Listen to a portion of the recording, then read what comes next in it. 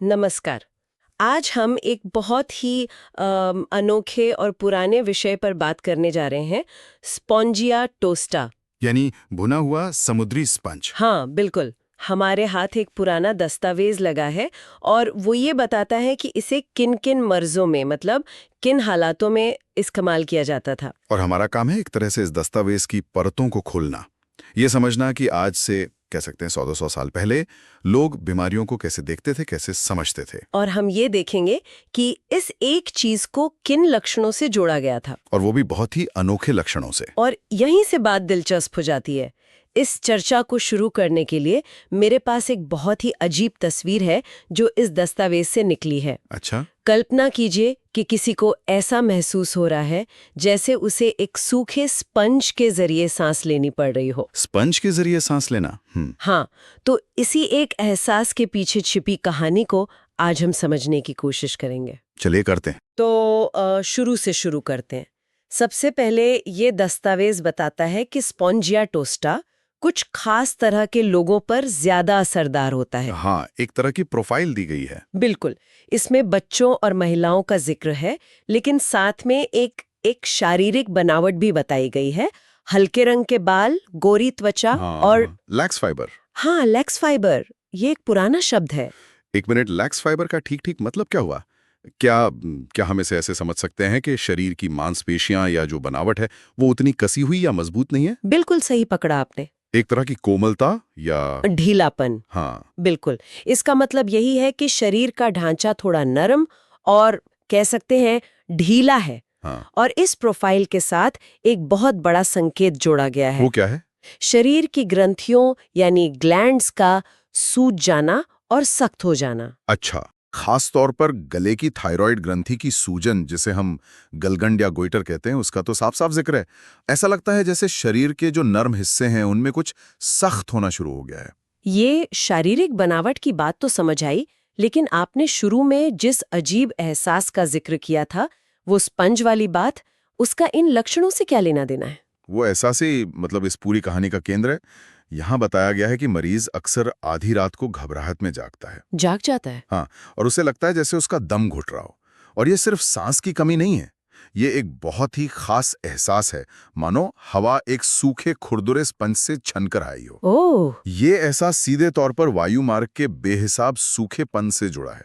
सूखापन?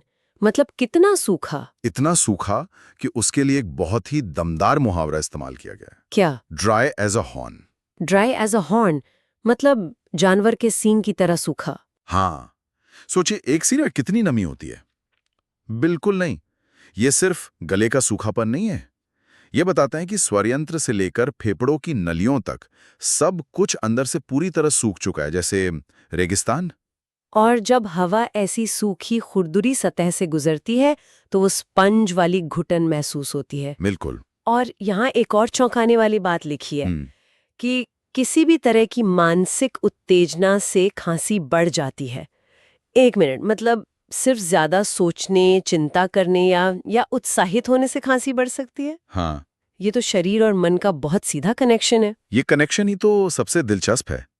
ये बताता है कि उस समय के चिकित्सक शरीर को एक मशीन की तरह नहीं देखते थे, जहां हर पुर्जा अलग है। सही बात है। वे मानते थे कि भावनाएं और शारीरिक लक्षण वो एक ही धागे से जुड़े हैं। अगर मन बेचैन है तो उसका असर सीधे सांस की नली पर दिख सकता है। और एक और पैटर्न है। क्या? नींद के बाद हालत और बिगड़ जाती है। व्यक्ति आराम करने के लिए सोता है और जब उठता है तो उसकी तकलीफ और बढ़ी हुई होती है। ये तो बहुत अजीब है। आमतौर पर तो नींद से आराम मिलता है। हाँ, वही तो मैं सोच रही थी। बिल्कुल, लेकिन यहाँ नींद के दौरान शरीर के अंदर का जो सूखापन है वो शायद और बढ़ जाता है, जिससे जागते ही लक्षणों का एक तरह से कह सकते हैं विस्फोट होता है। ये एक बहुत ही खास पहचान है। चलिए अब खांसी पर आते हैं, जिसके बारे में तो बहुत कुछ लिखा गया है। इसकी आवाज के लिए कई शब्द इस्तेमाल हुए हैं। सूखी, भौंकने जैसी, कर्कश, सीटी जैसी। ये किसी आम खांसी की तरह तो बिल्कुल नहीं लगता। नहीं, आम खांसी है ही नहीं। और इसकी आवाज को समझाने के लिए जो जो तुलना की गई है वो अपने आप में सब कुछ कह देती है। क्या तुलना है? लिखा है जैसे कोई चीड़ की लकड़ी के सूखे तख्ते पर आरी चला रहा हो। एक पल के लिए रुकते हैं। क्या? हाँ, आरी चला रहा हो, क्या जबरदस्त उपमा है। आप उस आवाज को, उस पीड़ा को सचमुच महसूस कर सकते हैं सिर्फ इन चंद शब्दों से। ये सिर्फ एक उपमा नहीं बल्कि एक अनुभव है। सोचिए उस दौर में जब डॉक्टर के पास एक्सरे या दूसरे उपकरण नहीं थे, सही बात है। तब मरीज की तकलीफ को इतने सटीक और जीवंत शब्दों में पकड़ना ही निदान की कुंजी थी। ये आरी वाली आवाज डॉक्टर को बताती है कि ये कोई मामूली खांसी नहीं है, ये एक हिंसक, सूखी और अंदर से छील लेने वाली प्रक्रिया है। मतलब आवाज ही बीमारी की गंभीरता बता रही है। बिल्कुल। वाह, ये तो पूरा नजरिया ही बदल देता है। और आगे आगे ये भी बताया गया है कि ये खांसी किन चीजों से और बिगड़ जाती है। ये तो पूरी लिस्ट है। हाँ, बताइए।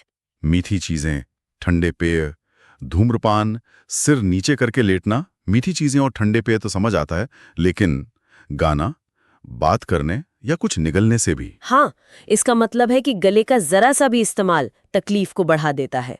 और यही एक पैटर्न दिखता है। क्या पैटर्न? ये सारी चीजें या तो ठंडी हैं, या गले में और सूखापन पैदा करती हैं, या फिर गले की नाजुक मांसपेशियों पर जोर डालती हैं।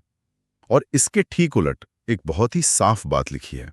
क्या? गर्म चीजें खाने या पीने से तुरंत राहत मिलती है। अच्छा, तो मतलब ये हुआ कि समस्या की जड़ में ठंडक और सूखापन है? बिल्कुल, ये विरोधाभास ही इलाज की दिशा दिखाता है। गर्मी और नमी से आराम मिलता है और ठंडक और सूखेपन से तकलीफ बढ़ती है। ये एक बहुत ही सरल लेकिन गहरा सिद्धांत है जो इस पूरी कहानी में बार बार सामने आता है। खांसी और सूखेपन के अलावा कुछ और भी गंभीर स्थितियों का जिक्र है, जैसे क्रूप। हाँ, क्रूप, जो खासकर बच्चों में होती है। इसके बारे में लिखा है कि सांस अंदर खींचते समय ज्यादा तकलीफ होती है और ये समस्या आधी रात से पहले अपने चरम पर होती है। यहाँ समय का जिक्र बहुत अहम है। आधी रात से पहले ये खास लय है, एक रिदम है। और फिर दिल से जुड़ी समस्याओं का भी जिक्र है, जहां ये लय बदल जाती है। हाँ बिल्कुल, हिंसक धड़कन यानी वायलेंट पैल्पिटेशन, जिसमें दर्द होता है और सांस फूलती है। और साथ में एंजाइना पेक्टोरिस का भी जिक्र है। हाँ, एंजाइना के लक्षणों का वर्णन तो बहुत गंभीर है। छाती में सिकुड़न वाला दर्द, शरीर में गर्मी, बेहोशी, घुटन और पसीना। दिल की ये हिंसक धड़कन और घुटन का एहसास, क्या इसका उस स्पॉन्ज से सांस लेने वाले एहसास से कोई संबंध है? अच्छा सवाल है। मुझे ऐसा लग रहा है जैसे शरीर के दो अलग अलग हिस्सों में एक ही तरह की घुटन चल रही हो। आपने बहुत अच्छी तरह से इन दोनों को जोड़ा है। ये बिल्कुल वैसा ही है। एक घुटन सांस की नली में है और दूसरी दिल में। दोनों में शरीर हवा या कह लीजिए खून के प्रवाह के लिए संघर्ष कर रहा है। और यहाँ समय का पैटर्न देखिए। हाँ, दिल के लक्षण आधी रात के बाद अचानक बढ़ते हैं। ये तो बहुत दिलचस्प है। गले की समस्या आधी रात से पहले और दिल की आधी रात के बाद। ना नहीं था, बल्कि उसके व्यवहार को, उसकी लय को समझना था। सही है, इसी से सही इलाज तक पहुंचने में मदद मिलती थी। एग्जैक्टली। अच्छा, पुरुषों से जुड़ी एक समस्या का भी जिक्र मिलता है, अंडकोश और उससे जुड़ी नली में सूजन और ऐसा दर्द मानो किसी ने उसे कुचल दिया हो। हाँ, और यहाँ ये दस्तावेज सिर्फ लक्षण बताकर नहीं रुकता, वो स्थिति को एक पुराने दबे हुए कारण से जोड़ता है। दबे हुए कारण? हाँ, इसमें साफ लिखा है कि ये समस्या दबे हुए गोनोरिया या ऑर्काइटिस के गलत इलाज का नतीजा हो सकती है। एक मिनट, दबी हुई बीमारी, इसका क्या मतलब है? ये उस समय की चिकित्सा सोच का एक बेहतरीन उदाहरण है। उनका मानना था कि अगर किसी बीमारी को, जैसे गोनोरिया को, बाहर से क्रीम या लेप लगाकर सिर्फ दबा दिया जाए, जड़ से खत्म न किया जाए, हाँ, तो वो बीमारी शरीर के अंदर चली जाती है और बाद में किसी और ज्यादा गहरे अंग में एक नए रूप में प्रकट होती है। मतलब त्वचा की समस्या दबकर अंडकोश की समस्या बन गई। बिल्कुल, ये एक बहुत ही अलग नजरिया है। दस्तावेज के आखिर में कुछ और नाम लिखे हैं, एकॉन, हेप, आन, कॉस्ट वगैरह। ये क्या है? क्या ये स्पॉन्जिया के विकल्प है? नहीं, ये विकल्प नहीं बल्कि साथी हैं। ये हिस्सा बहुत ही महत्वपूर्ण है। ये बताता है कि स्पॉन्जिया टोस्टा दूसरे उपचारों के साथ मिलकर कैसे काम करता है। अच्छा, मतलब एक तरह से इलाज का सिलसिला या रणनीति बताता है। क्रम कहना भी ठीक है, लेकिन मैं इसे बीमारी की अवस्था के साथ बदलता हुआ इलाज कहना ज्यादा पसंद करूंगा। ये एक तिखनू नुस्खा नहीं, बल्कि एक गतिशील रणनीति है।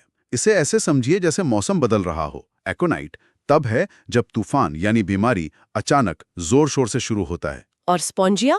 स्पॉन्जिया तब है जब तूफान थम गया है, लेकिन हर तरफ सूखी, तेज और खुरदुरी हवा चल रही है।